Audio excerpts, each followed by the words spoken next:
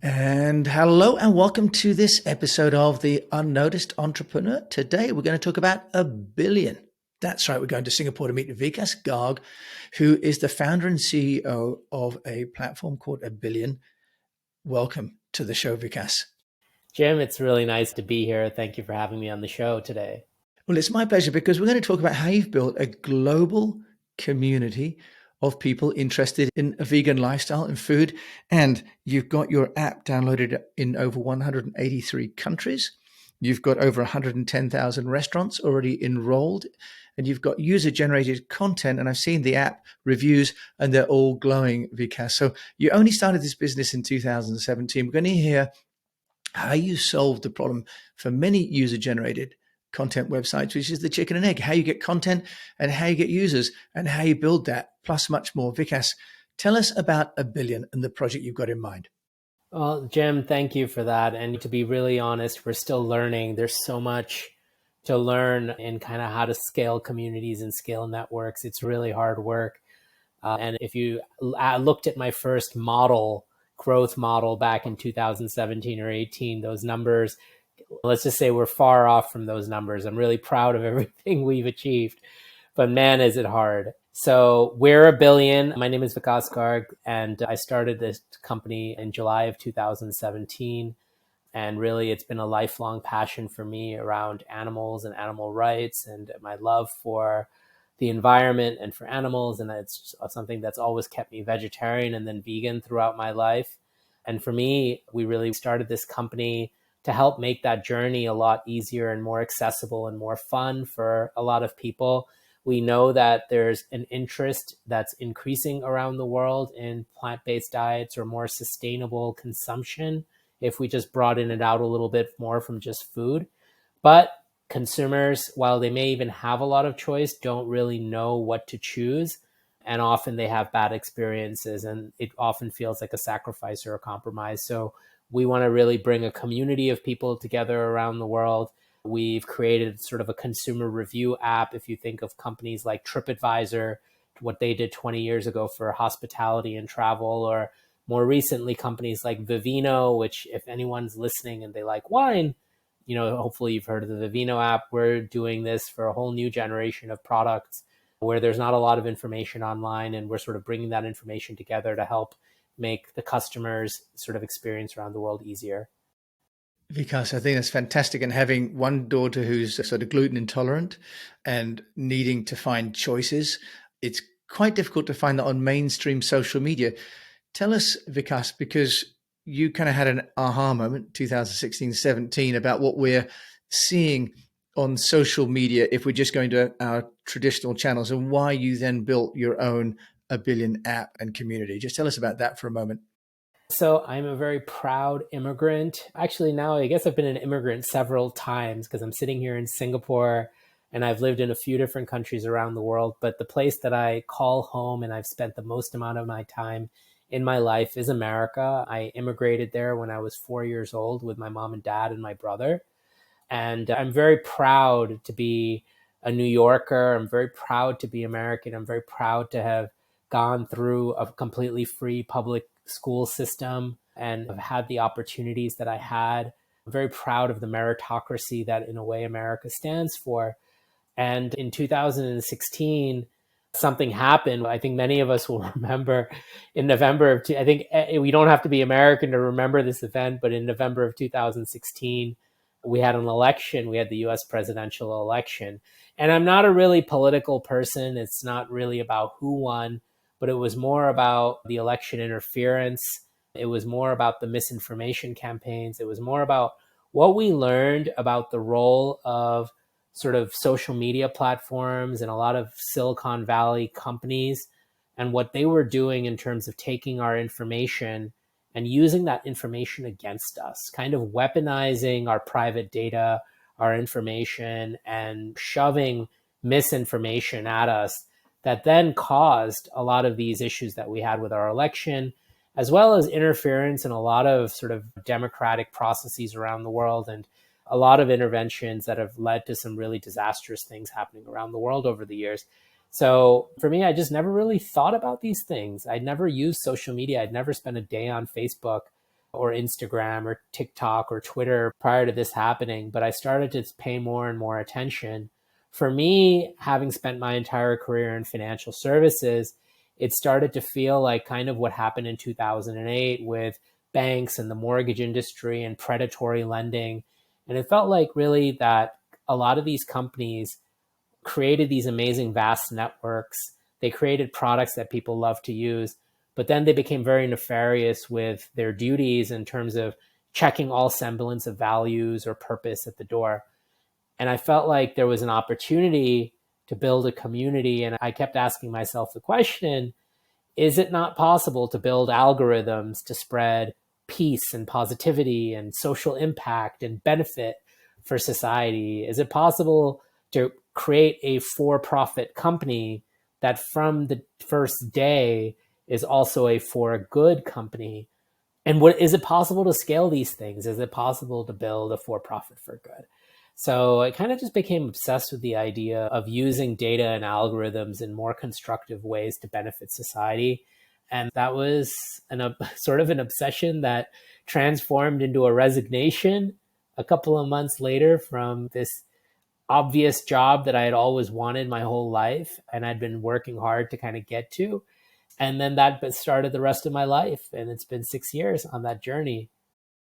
Because it's wonderful. Yeah, you've given up a career in corporate banking, and bearing in mind who you're working for, you probably were a bit prescient by getting out when you did, but also you're building something fantastic. But let's just talk about user-generated content, because in conversations that I've had with other platform owners, it really is a challenge because you've got to get the content on in order to get the users engaging with the content. And it's hard to get the users to be contributing enough and so on. So why not just take us through how you've been building the platform? How did you get started? How do you get this first people to use it? How do you get the first pieces of content about what is vegan, for example, on Abillion? Yeah, I mean, probably just a lot of sheer stupidity, right? Like, when you don't know what you're doing, there's obvious drawbacks to having zero experience. Like I entered a completely new industry. I didn't know the first thing about software. I didn't know the first thing about engineering. When I tried to make some smart moves, I enrolled myself in a coding boot camp so I could sit in a room full of people learning to code. Because I thought maybe if I sat in a room full of people for 3 months, I might be able to pick one or two to help me build the company. And I could do that economically. And so it was just really trying to apply common sense as, okay, how do I get started? Then it was like, well, okay, how do I get people on board? Then it was like, okay, well, it's user generated content. How are we actually going to get people to come and create content on a platform that sucks, where it takes 30 seconds to upload a photo and it's not very fast and it breaks? And by the way, there's no users on there and there's no content on there. So there's no utility. There's nothing for people to look at, right? There's just nothing on there right now. And so it was interesting to think about, okay, how do we do this? I mean, in the beginning, we started trying to do things like what everybody else does, which is we spent a little bit of money on marketing. We tried testing the waters with Google ads and Facebook ads. We started posting in various different online groups and message boards that, hey, we're creating this. And we got a small trickle here and there of people. I remember our first power user came through a message board, and her name is Kyla. She's Canadian, and she did more than 1,000 consumer reviews of vegan food at restaurants in Hong Kong and around the world. But then from there, we were like, okay, well, how do we grow? And we didn't have any money. We didn't have any money to spend really on marketing. We hadn't raised any capital or anything like that. We were just bootstrapping everything. And so we started talking to influencers and all these people who were like on Instagram and incredibly passionate about the environment and about animals. And we started reaching out to all of them, and they were like, oh, that's great. Well, give me $5,000 and I'll post about you. And I'm like, well, like, are you going to use our product? And like, are you going to create an account? They were like, oh, I don't need to do that. And I was like, well, but are you going to try our product? Oh, I don't need to do that. And I was like, but how are you going to like convey your enthusiasm for what we're doing is if you don't even really believe in what we're doing? And I felt that I got a lot of that. I felt like a lot of that, right? Maybe I was looking at the wrong people, and I'm not trying to pass judgment on kind of the entire influencer industry. by no means, but at least at that moment, that's what it felt like. And so for me, I looked back at something I've been doing for a long time. I have been involved with animal sanctuaries and animal rights groups since I was a kid. And I started looking at that. I started talking to people who were running animal sanctuaries, farm animal sanctuaries. And we started talking to them and saying, hey, look, this is what we're building. We're trying to create this community that spreads veganism and sustainability and compassion towards animals around the world. Can you help us? And there we found people were much more open-minded about having a conversation. Most of them all still turned us down. But then we got one farm animal sanctuary, a woman named Laura Lee Blanchard in Maui, in Hawaii. And she said, okay, yeah, let's do it.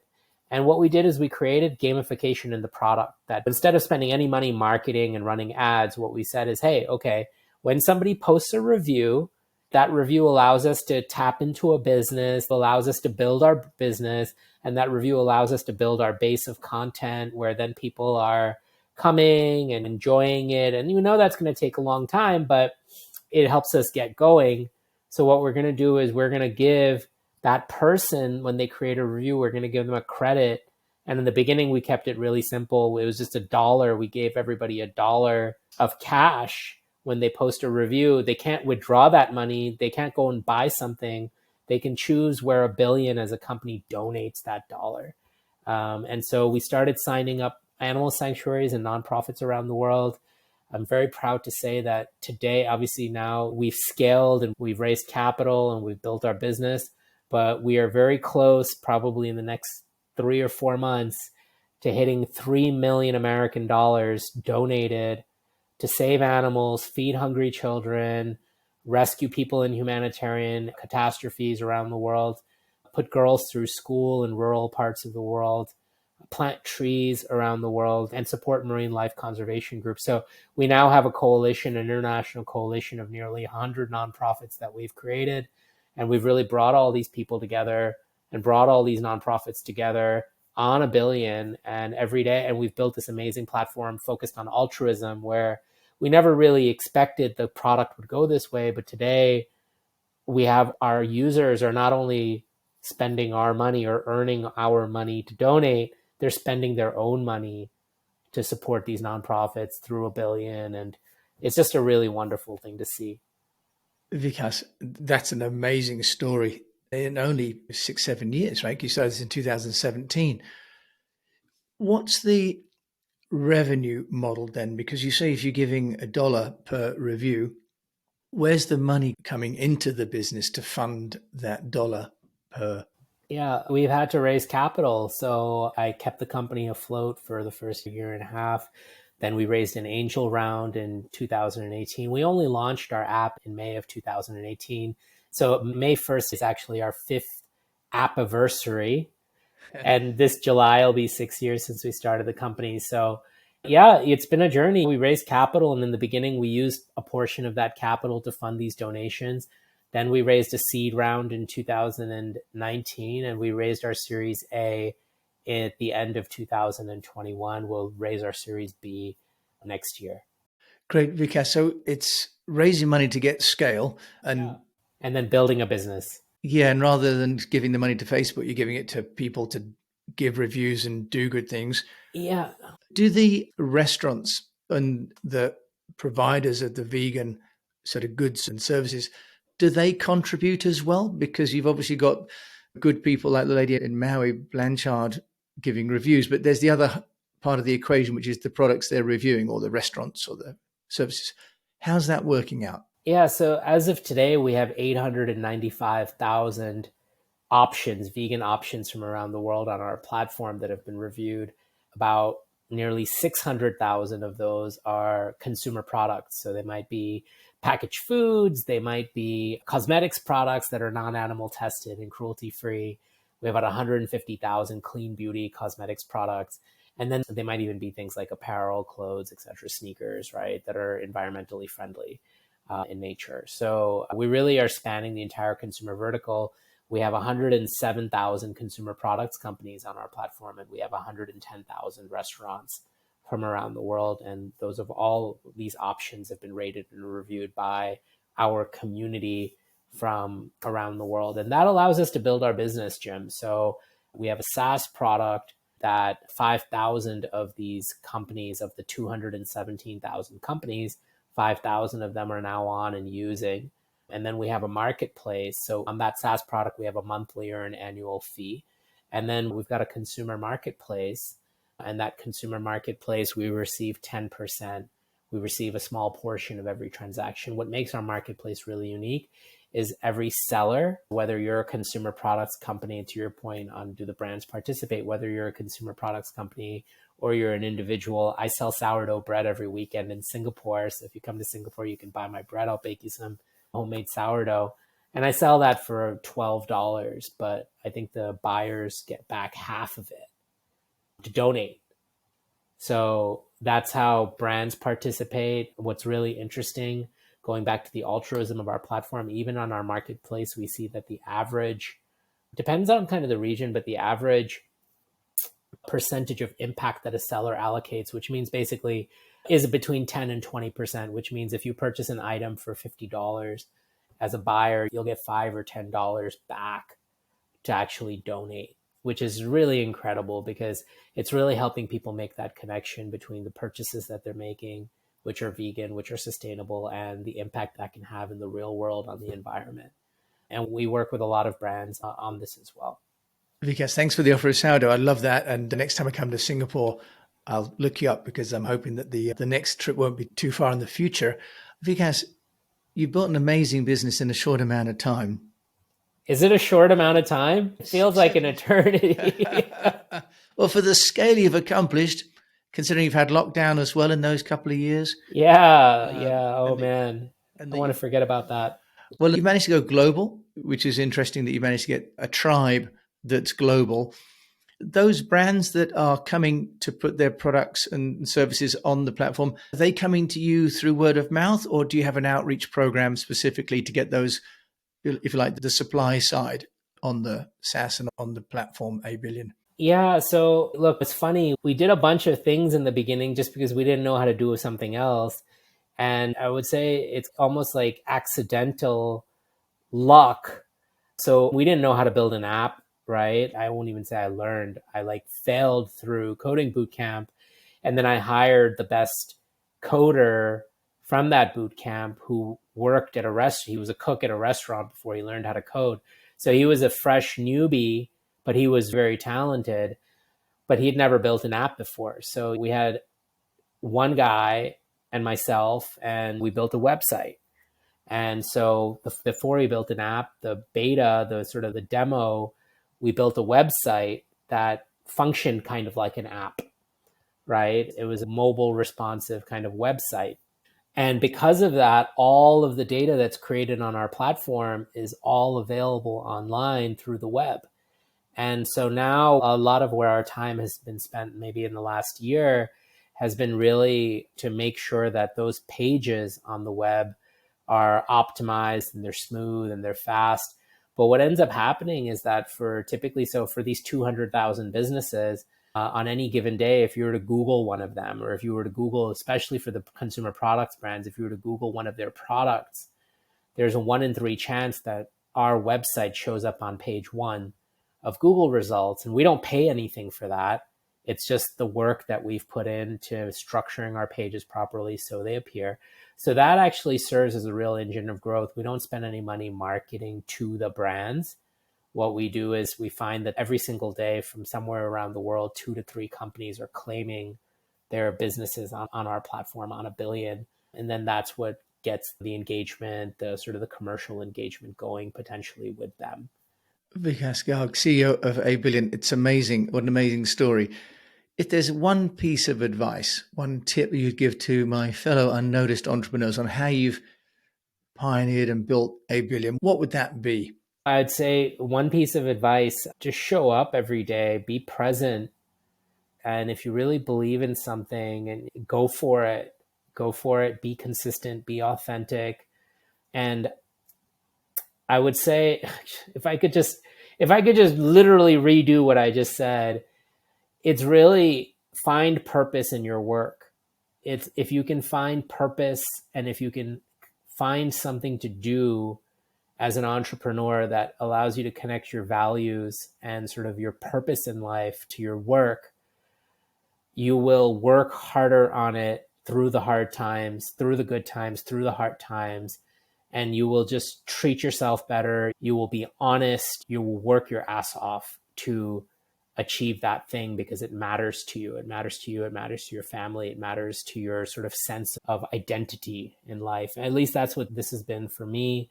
And, you know, I can't guarantee whether it's going to work out or it's going to fail, but I feel like this is something that I show up for every day because it really, if Abillion succeeds, it solves something for me and my own identity in this world. Vikas Garg, what a beautiful answer. If you want to find out more about you, where can they go to do that? I'm on LinkedIn, so you can definitely find me on LinkedIn. My name is Vikas Garg. You can also find me on Abillion, and my username there is just my first name, Vikas. You can go to abillion.com, or you can check out the Abillion app and connect with me, please. If you download the app, please put in my invitation code, Vikas, and we will actually give you a life-saving gift. I have downloaded the app. I'm going to put in your name, Vikas. Okay. Thank you so much for joining me today on Pleasure. the Unnoticed Entrepreneur from Singapore. Thank you so much. Looking forward to that sourdough bread when I come back. Thanks, Jim. I really appreciate your time today. Thank you. It's been wonderful. And thank you for joining Vikas and I on this episode of the Unnoticed Entrepreneur. I've carried on a little bit because the answers are just so amazing from Vikas. If you've enjoyed this as much as I have, please do share this with a fellow unnoticed entrepreneur. And if you've got the time, please review it on your app because it really helps to let us know what you think of the show and what else we can help you to learn from us. And until we meet again, I just encourage you to keep on communicating.